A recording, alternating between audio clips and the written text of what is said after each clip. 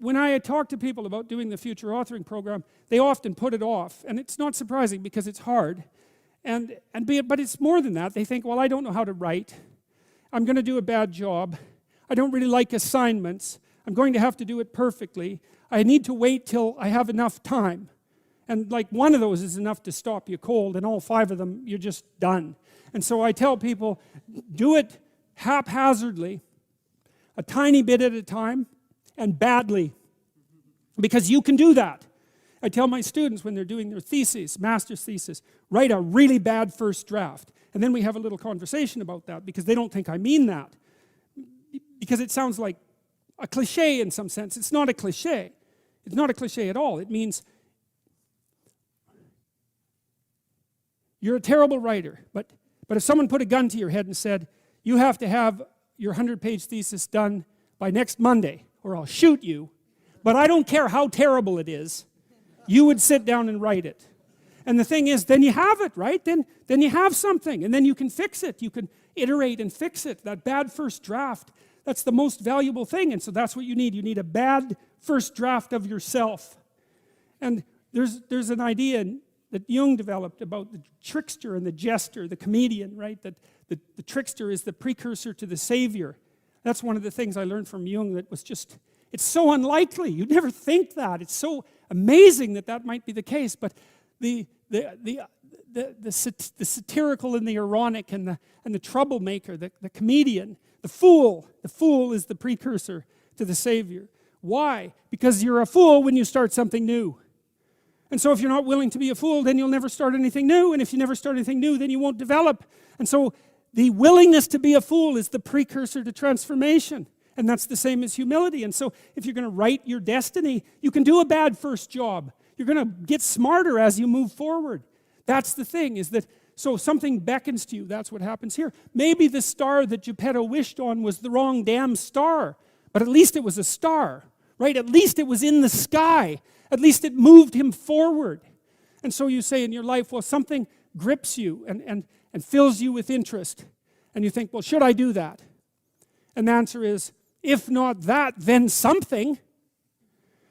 What if it's a mistake? It's a mistake. Rest assured. What do you know? You're going to stumble around, right? And what's going to happen is this. You're going to not stay in stasis. You're not going to wander around in circles. And I see people like that. They said, well, I never knew what to do, and now I'm 40. It's like, that's not so good. That's not so good. And you might say, well, and there is a literature, too, that suggests that people are a lot more unhappy when they look back on their lives about the things they didn't do than they are about the mistakes they made while they were doing things. And so that's really worth thinking about, too, because there's redemptive mistakes. And a redemptive mistake would be a mistake that you make when you go out and try to do something. You know, you think, okay, I'm going to try to do this. When you're not good at it, you make a bunch of mistakes. It's like, well, what's the consequence if you pay attention? Is you're not quite so stupid anymore.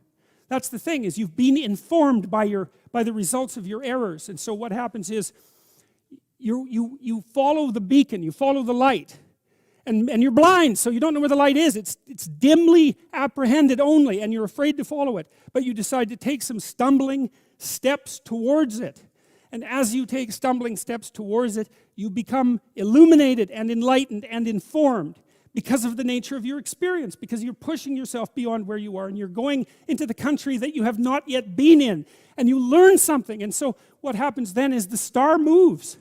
You move 10 feet towards it, and you think, no, that's not right. I didn't get it right. It isn't there. It's actually there. And so then you see it somewhere else, and you shift yourself slightly, and you move forward. And that's what happens, is that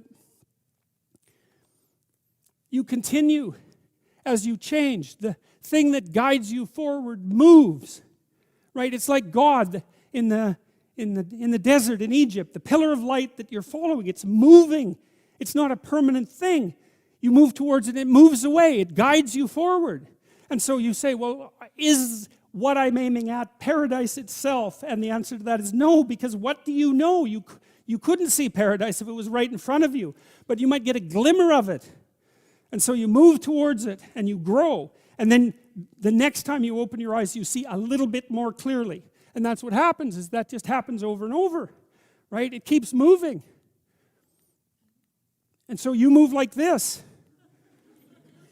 But the thing that's so cool is that all those zigs and zags, you say, and each of those zags and zigs is a catastrophe. I hit a wall, my God, and then I had to die a little bit, and I barely got back up. It's a phoenix transformation at each turn, and it's painful. But the thing is that even though you've traveled 20 miles, let's say, on that road, and you've only moved 3 miles forward, you've moved 3 miles forward instead of falling backwards, because that's the thing too, is that if you stand still, you fall backwards.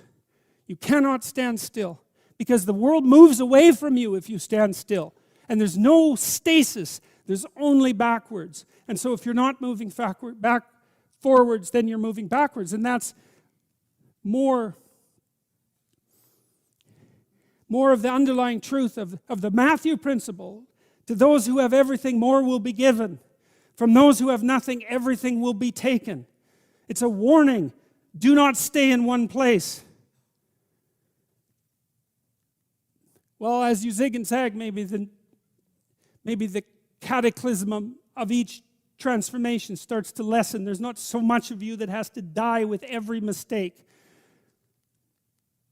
And maybe you end up oriented at least reasonably properly. And if you were sensible, that would have been your trip. But it wasn't, right? It's that. And perhaps it's a lot worse than that. Perhaps there's no shortage of backtracking. But it doesn't matter, because as you stumble forward, you illuminate and inform yourself. And perhaps that's partly because the world is made of information.